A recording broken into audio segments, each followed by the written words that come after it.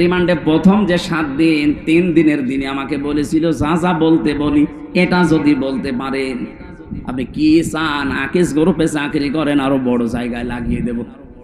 ওই সময় যদি ওদের কথা মতো লিখে দিতাম যে ঠিক আছে বাবা, শ্বাস হালাল সব হালাল, 3 বছর না 3 দিনও আমার জেলখানায় থাকা লাগতো না। বলেন তো সত্যি করে আমি কি করেছিলাম আপনার কোনো ক্ষতি? আপনি কেন বারবার আমার ফাইল আটকিয়ে রাখতেন?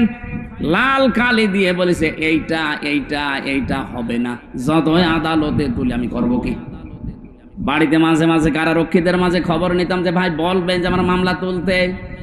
বললাম না, একদিন পরে 14 দিন পরে একবার খবর আসে, ওরা বলতো কি বলবো, বারবার তো বলি আপনার মামলা তো তোলে, কিন্তু দেয় না, আল্লাহর ওলির সই লাগবে।